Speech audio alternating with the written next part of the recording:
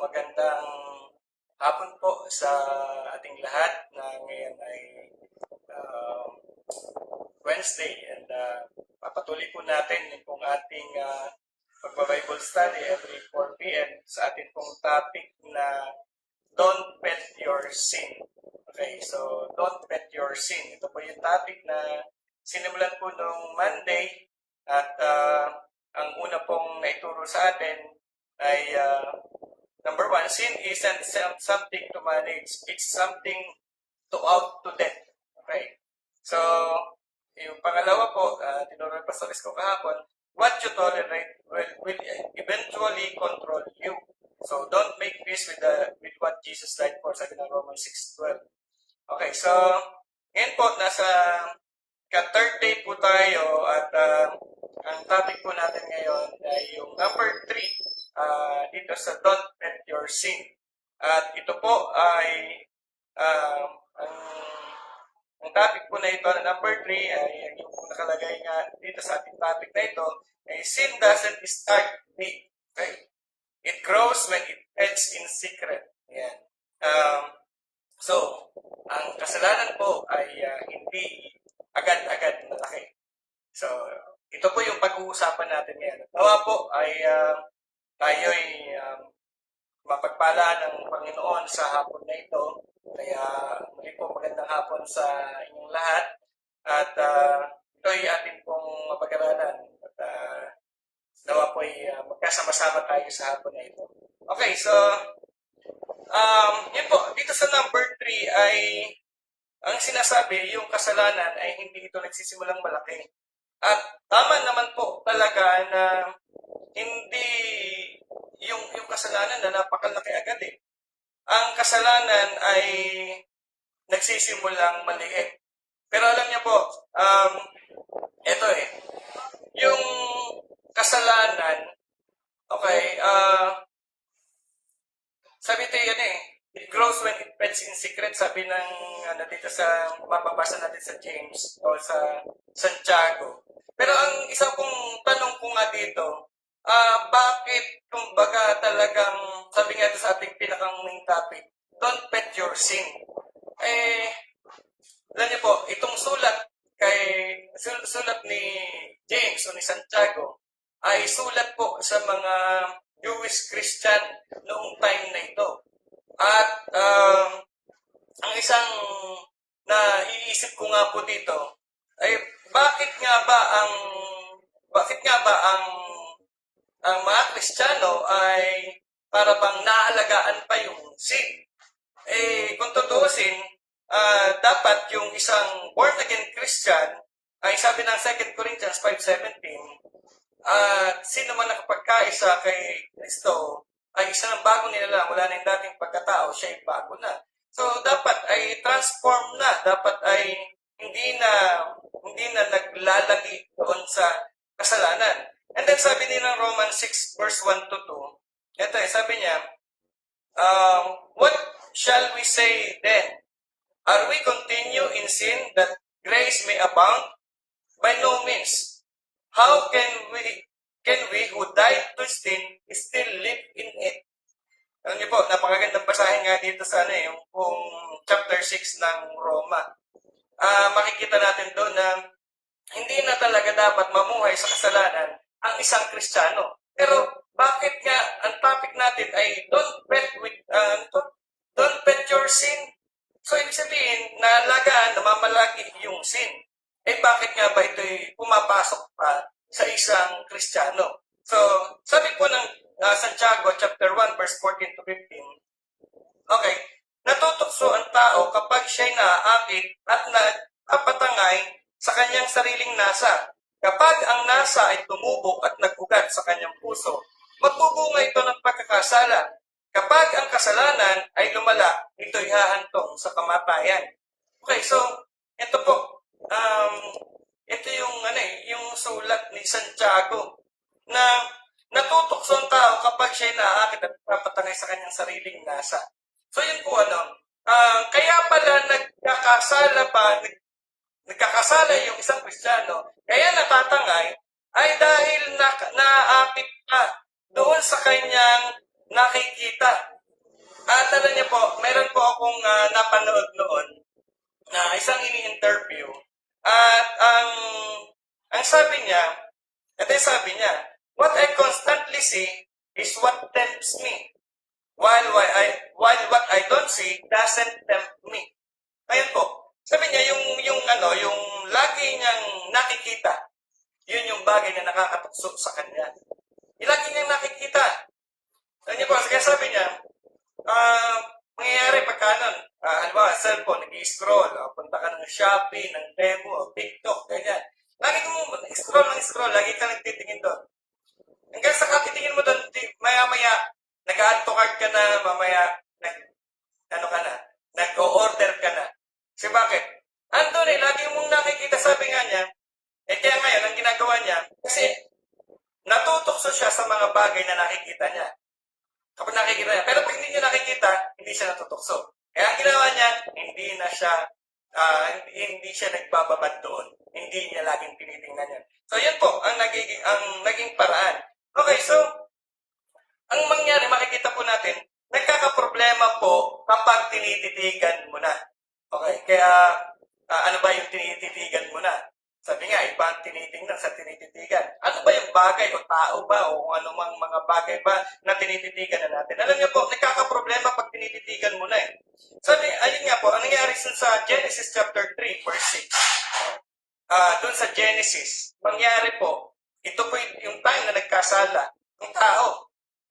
At sabi nga dito, nung nagkasala si Eva, natukso si Eva. Okay. Makikita po natin sa Genesis chapter 3, verse 6, na andun na, sabi dito, basahin ko po.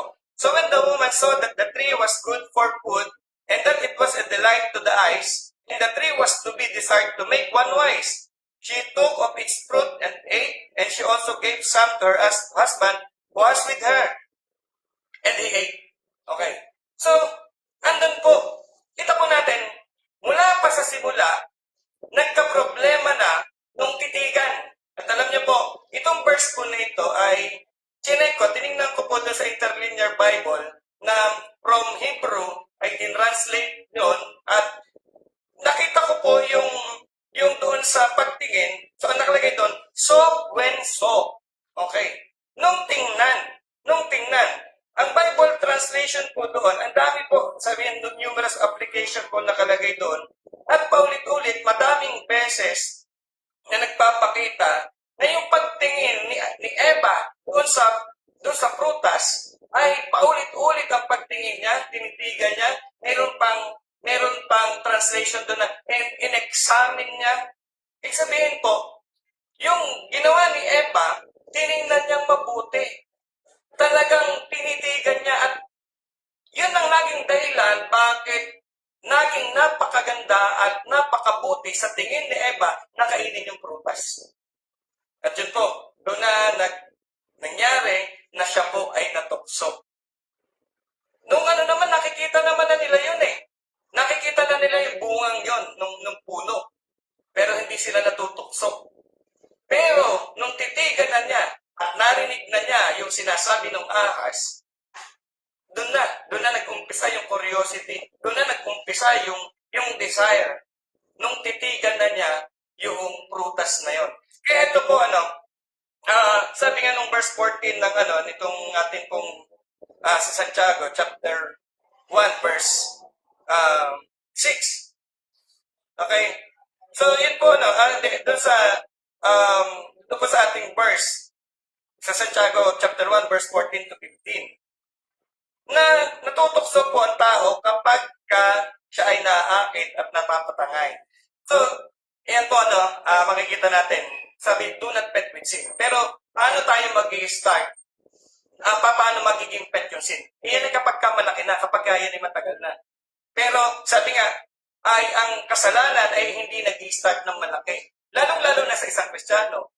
Kasi po, alam naman ng Kristiyano na hindi na siya dapat magkasala, hindi na dapat mamuhay sa kasalanan. Kaya ang mangyari, ang paraan ng kaaway, ito ay mag-start sa maliit. Ito ay hanggang sa lumaki ito ng lumaki. Okay? So, andun po yung hindi nagsisimula talaga ito ng malaki agad sa mga Kristiyano. Um, yun, dahil alam niya na dapat hindi namumuhay sa kasalanan. Pero alam niyo ba, ang kaaway ay hindi tumitigil kahit ang Panginoong Yesus po, nung time na siya ay nandito sa lupa, nagkatawang tao, alam po natin, tinukso po. Tinukso ng Diablo ang Panginoong Yesus. Just imagine po, kung parang nakita natin, kung si Jesus nga, kumbaga hindi pinatawad, hindi nirespeto ba? Maging ang Panginoong Yesus, tinukso. Kung ang Panginoong Yesus tinukso, ikaw pa kaya, ako pa kaya, tayo pa kaya ang hindi tuksohin ng kaaway. Pero alam niyo po, kaya pala ito, sabi nung sabi sa 1 Peter chapter 5 verse 8 hanggang 9, kaya pala sabi ang sa mga Kristiyano, be watchful and resist the enemy. Yun po kasi nga, ang kaaway, makulit, talagang laging naghahanap siya ng pagkakataon para makuha yung atensyon mo. Tala niyo po, balikan ko si Eva po, nung tuksohin. Nakuha niya yung atensyon ni Eva. At dahil nakuha niya yung atensyon ni Eva, tinitigan ni Eva ngayon yung prutas. At ito ay, sabi nga, hindi lang, basta tinitigan. At siguro, paulit-ulit, matagal, and then, hanggang sa nadala na siya doon. Kaya, totoo nga din yung sinabi nung isang, sabi ko nga po sa inyo, napanood ko, yung mga bagay na nakikita niya ay nagsisilbing tukso sa kanya. Pero yung hindi niya nakikita, hindi nagiging tukso sa kanya. Okay po? So, kumbaga parang medyo makakuha na tayo ng idea doon na paano ba para hindi tayo matukso. Di dapat hindi natin hindi yung kapag alam mo nang natutukso ka dyan, huwag mo nang laging tingnan. Kasi pag lagi mo yung tinignan,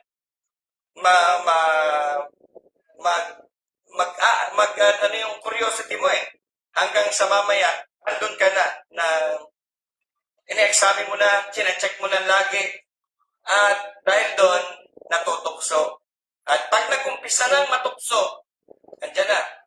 Alam naman natin, pag nagustuhan mo, ang isang bagay na nagustuhan mo, hindi mo basta-basta iginigibab. Ang bagay na nagustuhan mo, sa una, parang kala mo, kontrolado mo. Pero, kapag ginusto mo lagi yan, mamaya akala mo kontrolado mo yung sitwasyon, pero yun pala, ikaw na ang kontrolado ng sitwasyon. Okay, kaya po ang kasalanan ay hindi nag-start ng malaki. Ito ay lumalaki kapag ito ay pinifed natin doon sa secret. Kumbaga, secret, wala nakakalam, ikaw lang nakakalam. Dahil ikaw lang nakakalam, tuloy-tuloy.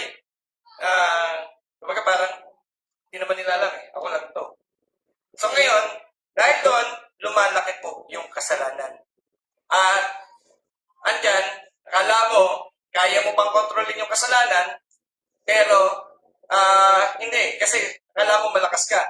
Nalala ko sabi kahapon ni Pastor Isko, kapag natalian ka sa ilong, alam niyo po, ako po ay ng kalabaw, nagpastor ng kalabaw. Alam niyo po yung kalabaw, napakalakas. Pero kapag yung tali ay nakalagay na doon sa ilong, kahit anong lakas ng kalabaw, pag hinila ito, kahit ako noon, bata pa, pag hinila ko yung tali ng kalabaw, gano'n man kalakas yung kalabaw, napapasunod ko ito, kung saan ko man gustong dalhin. So, yan po, kapag lumaki ang kasalanan, mahirap nang kontrolin. At habang maliit pa ang kasalanan, yan, at sabi ko nga po, ang una kanina dito, nag-i-start yan kapag tinitigan mo na. Kapag lagi mo nang inisip, ano pa man yan, yan man ay sa flesh, o sa pangarap, o yung mga bagay na kinahihiligan mo, kapag yan po ay lagi nating pinansin, lagi nating tinitigan, yan ay mag-i-start ng lumaki. Okay, so ngayon po, gusto ko pong banggitin, paano ba malalabanan natin yung temptation na yan? Paano natin malalabanan yung tukso na hindi na ito lumaki? Hindi na alagaan. So, ang una po, may bibigay po akong tatlo sa inyo, kahit mabilis lang po. Sabi niya, una, counter it by the words of God, kung paano ginawa ng Panginoong Hesus doon sa Diablo. Sinasabi ng kaaway, ganyan itong tinapay, pero anong ginawa ng Panginoong Hesus? Kinounter din niya ito ng salita ng Diyos at hindi nagtagumpay po yung kaaway. So, yun po sabi nga niya, Pastor Isko, kahapon, huwag mong kausapin yung kasalanan.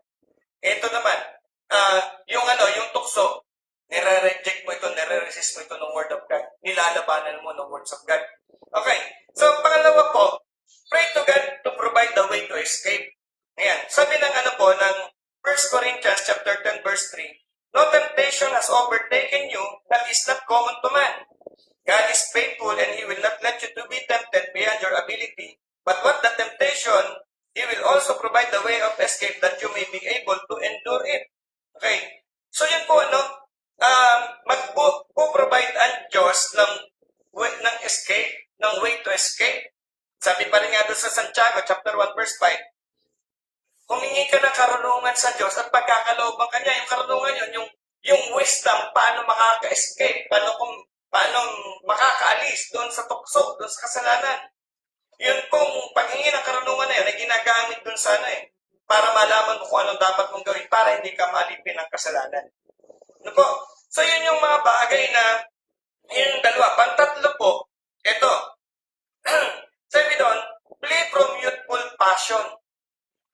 Umalis tayo doon. Sabi ng 2 Timothy chapter 2 verse 22, kaya nga bilang isang kabataan, iwasan mo ang masasamang pagnanasa, subalit pagsikapan mo maging matuwid, dapat, mapagmahal at mapayapa, kasama ng mga taong may pusong malinis at tumatawag sa Panginoon. Okay. So yun po, yun yung tatlong bagay po na mababanggit ko dito kung paano natin lalabanan yung temptation. Paano natin pagtatagumpayan at hindi na umabot pa doon sa inaalagaan mo na yung kasalanan. Alam niyo po, pag dumating yung point, pag dumating talaga doon, napakahirap na po niyan. Apektado na kapag inaalagaan mo na yung isang bagay na nagustuhan mo na. Kasi bakit? Hindi naman yan nag-start na talagang gusto mo Pero along the way na nag-give in ka doon sa tukso, pinagbibigyan mo yan kasi parang kala mo, ganun lang, kontrolado mo, kaya mo, hanggang makita mo na hindi mo na pala ito kontrolado, ikaw na pala ang kontrolado. Okay, so sabi nga dito sa James chapter 2 verse 14, faith without works is dead. What good is it, my brothers, if someone says he has faith but does not have works, can that faith save him? Alam niyo po, yung proof ng reality of faith is yung changed life. Yung merong binagong buhay. Ito talaga yung pruweba ng ating pong pananampalataya. Alam niyo po, yun yung yung bagay na makikita natin. So, don't pet your sin. Don't pet your sin. At magtapos po ako sa isang kwento. Meron pong merong mahing isda.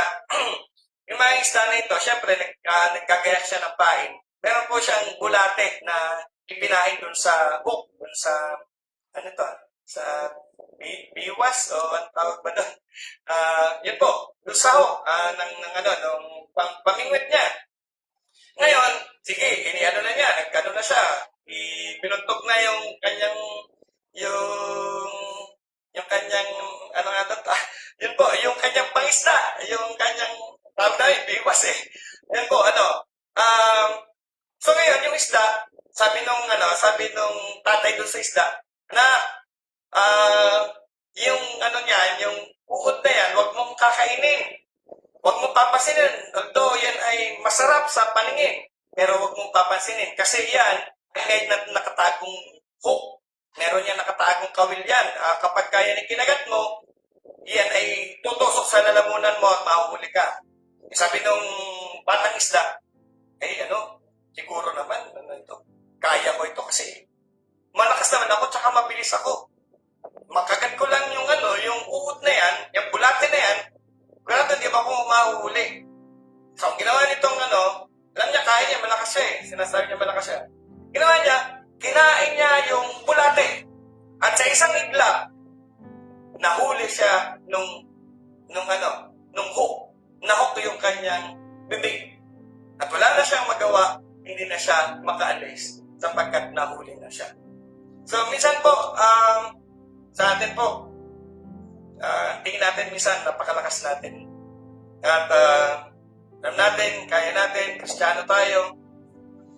Kumbaga parang, konti lang, ngayon lang, nagbibigyan ko lang, susubukan ko lang. Pero alam niyo po, kapag pinaintulutan po natin yan sa ating sarili, later on makikita mo na nahook ka na pala. At akala mo, kaya po pang iwasan yung kasalanan, pero ipinagtatanggol mo na pala, inaalagaan mo na pala, at hindi mo na kaya mawala pa dito. So nawa po ay meron tayong nakuha, meron tayong natutunan sa hapon na ito, at pagpalain po tayo ng Panginoon. So tayo po ay magtapos sa isang panalangin. Hallelujah, maraming Diyos, salamat po sa pagkakataong ito sa topic namin na Don't Bet Your Sin. And I pray, Lord God, na ang bawat isa, Panginoon, ay hindi malipin ng kasalanan, hindi mag-alaga ng kasalanan, O God. Sapagkat, Lord, tunay nga, Panginoon, tulungan niyo po kami na mapagtagumpayan ang anumang mga tukso na ito na naglalayong kami po'y alipinin. Kaya, O God, salamat po sa mga salita mo na nagbibigay sa amin ng kaliwanagan upang hindi po kami maalipin ng anumang uri ng kasalanan. Maraming salamat po, Ama, bawat nanood sa hapon na ito ay iyong pagpalain. Maraming salamat sa pangalan ng Panginoong Jesus. Amen. So, God bless you po at palain po tayo ng Panginoon.